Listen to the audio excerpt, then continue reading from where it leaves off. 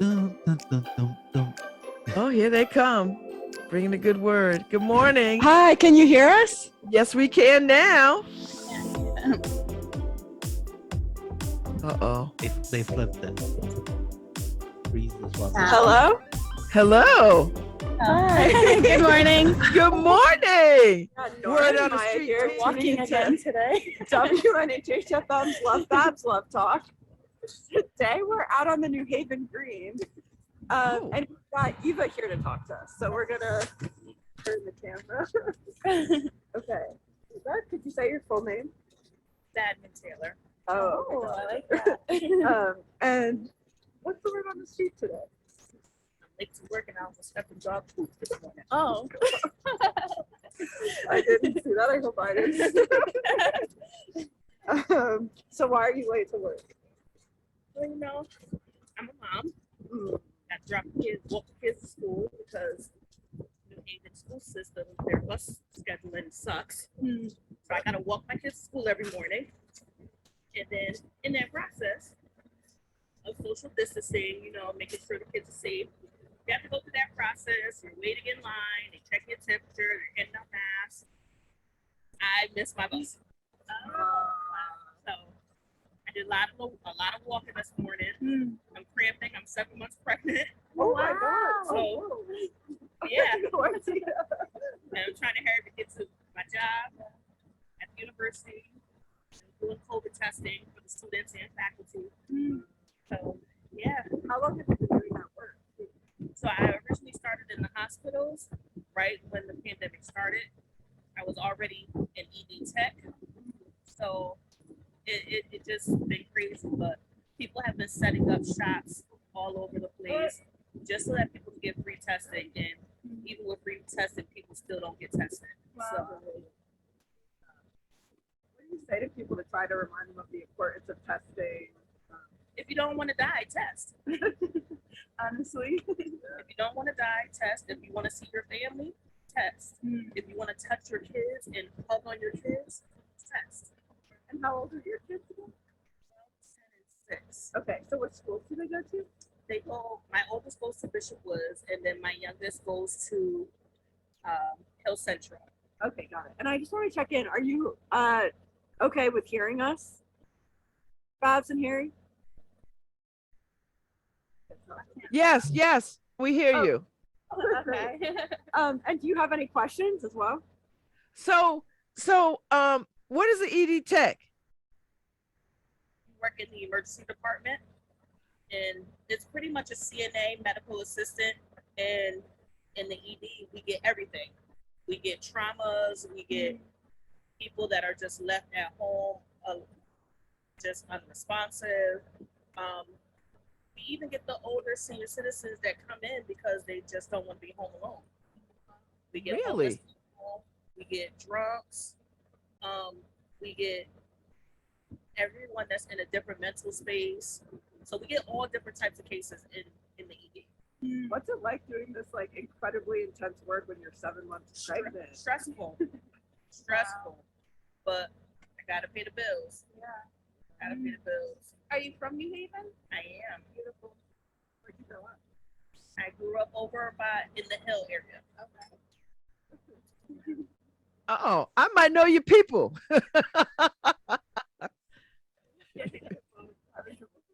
And can I ask what you got from Dunkin' this morning? A toasted. This is not even what I wanted. Uh-oh.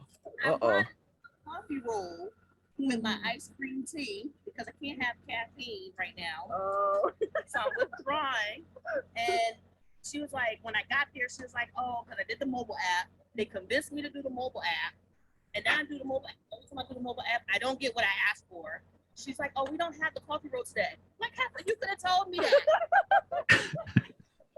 Preach, preach. Harry, she's in solidarity with you. Y'all can start a club. That's hilarious. So what's your day look like? How long are you working until? What are you going to be up to after? I work all the way until 6:15. Wow. And afterwards, I'm still working pretty much because I'm a mom and I gotta go home, cook dinner. We're in the middle of moving, so we gotta pack. Oh my God. Yeah, Two and drunk. I have no idea. Wow, I have no idea. What's the story? What do you mean? What do you mean you're moving? Why are you moving? Why is she moving? That's a whole. That's a News Channel 8 story. Oh. That's a whole nother thing. Yeah. But yeah, it's a lot going on right now. Yeah. Wow. What prompted you to get into the work that you do? How did you start, and what was your interest? I've been in the medical field since I was 17. I grew up in and out of the system, and when you go through DCF programs, they push you to really get a degree in something, which I was stupid back in the day to not do, because I could have had a bachelor's or a master's. I could have even had a doctorate by now, because when you go through those programs with DCF, they pay for all your schooling. Were you a foster child? What was that, Babs? Was she a foster child? Were you a foster child? I was. And at that time, my grandfather was diagnosed with cancer. And I started taking care of him until he went to hospice. And then right around the time he went to hospice is when I became a CNA. Wow. And I've been a CNA ever since. And Do you want to be a nurse? I mean, do you have desires to be a nurse? at first I wanted to be a nurse, but then being in the field for so long, it's been, do I really want to take that chance? Because as a CNA and as a nurse, we are always overlooked. We do a lot of work, but the people that get the credit, the doctors, all the physicians, the surgeons, but no one's that's actually like really doing the legwork. You should become a nurse because they get paid a lot of money. And my friend Ina Williams runs the whole nursing, is the vice president of nursing for the hospital system. So y'all, when y'all get off the phone with her, give me her number so I could put her in touch. Okay. I'm wondering, with COVID going on and a lot of attention to like nurses and CNAs and all those in hospitals, have you felt more appreciated? Has there been that attention at all? Absolutely not. More overworked, underpaid, still no resources. But we have to sit here, come in with a smile on our face, get yelled at, physically abused, mentally abused, verbally abused. So it's just gotta take it a day at a time when you work in the medical field and pretty much try to not bring your work home. Right. It's all about caretaking, right? It sounds like caretaking runs really deep in your life. I wonder what it's like to. Oh, maybe we should cross too. Yeah. It just turned on. It took forever. I don't know why. I wonder how it affects the process of raising kids, which is already caretaking, when you spend your whole day caring for other people. Like, that's just so much. Sounds like a lot to me. Yeah. It affects my children only when they see that I'm upset. Like, if we are having a code, perhaps, where someone comes in on the gurney and is unresponsive, and they come in on a thumper. A thumper is a heavy duty machine that really collapses your chest to give extremely hard compressions to keep oxygen flowing through the body. 9 times out of 10, when you come in on a thumper, we already know that you're dead, but we have to go through the process before we call it. Oh my God, this is a lot of information. And it's right. when you go through moments like that and you're not used to it, like you never forget it, and it takes a while to get over it. So then you come home and you're afraid to go to sleep because all you see is this body in front of you just on a thumper. Wow. So then, of course, when you have children, when you feel some type of way, your children feel it. It changed the dynamic of your household. So that's why it's good to not bring your work home. Right. How many children do they have? Does she have? I have 3. Yeah. And so this will be number 4. Yes, number 4. And number 4 on the way. Yeah. That's all right. I'm a mother of 4. I feel you. I mean, the way that I did it was I would come home because I worked night shift, and I would come home and I just wouldn't go straight to bed. I would come home, get my kids ready for school, talk to them. I will make them breakfast. My kids are spoiled. Because growing up, I didn't get hot breakfast before I got to school. My mother was like, you're gonna go to school and get that free breakfast and free lunch.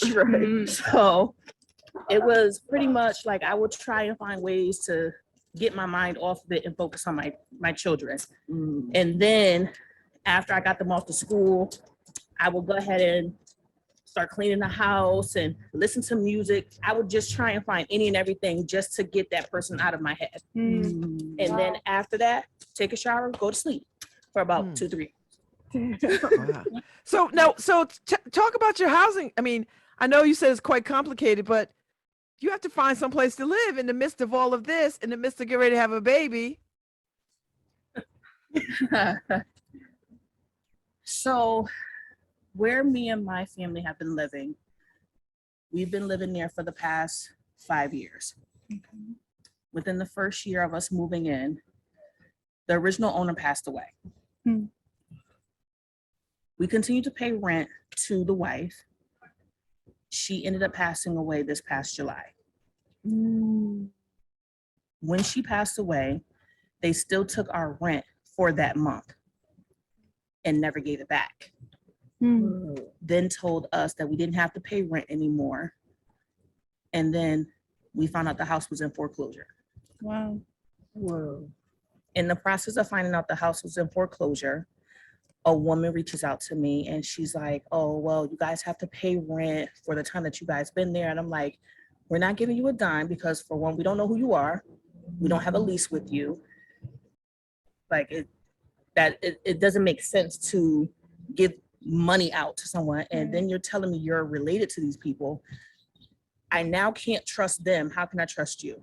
Because we've been here for 5 years, paying rent faithfully every month, living in horrible conditions. No one wanted to repair anything. We had a hole in one of our bathrooms where we couldn't even use the bathroom. The kitchen sink, we had to wash our dishes in the tub because there was no water coming out of the sink. I ended up losing all of my property, all of my personal property due to infestation and rodents. Wow. And she refused to get extermination because she was like, she didn't want to pay for it and told me I had to get a cat. What? To deal with the rodents? Yes. Wow. So it's just been stressful. And then the lady has been threatening to evict us. And I'm like, how can you evict someone that's been here for 5 years and has been an absolute perfect tenant? Like we don't even have company come over. And now you're trying to really blemish our credit, where now with the housing market, because of the pandemic, it has been completely horrible. Where I get it, a lot of people haven't gotten rent, even though these people could have worked. I sat in the hospital and watched majority of the hospital employees pack their things in boxes and walk right out the door because they said their life was more important than mine. And I had children to go home to. But I still stayed and worked and still paid my rent every month throughout the entire pandemic. And then to go through this, where she gave us 30 days and she's saying her lawyers are telling her to evict me. And I'm like, well, if you want to evict us so bad, just buy the keys, because now that the original owners have passed away, where do we get our security deposit back from? Right. And now that this whole thing has been in an uproar with the housing market, with evictions being granted and everything, but then Have you sought legal advice? Have you spoken to like New Haven Legal Aid, which does housing stuff? The funny part is this woman works for legal aid, so it's a conflict of interest. Whoa, man. So yeah, Well, I see the complicatedness. it's very complicated. So now we found out that the house is under contract, and she's still telling us we have to leave and we have to be out by the 11th. Wow. That's not how that works. I know. Did you if you didn't get any paperwork and you having a court date, they can't do that. They can't do that. Anything. But Yeah, this is we don't want to get her in trouble. She has to be at work, right? Yes. So get Yes. yourself to work. Actually across the street from my job. oh, All right. So the word on the street today is complicated. Right. and then we're gonna follow up. Okay. Yes, got we're it. gonna follow. We're definitely gonna follow up. Thank you No so much. problem. Thank you. We appreciate it. Thank you so much for sharing your story. No problem. I tell you, we learned some. Harry, I'm telling you.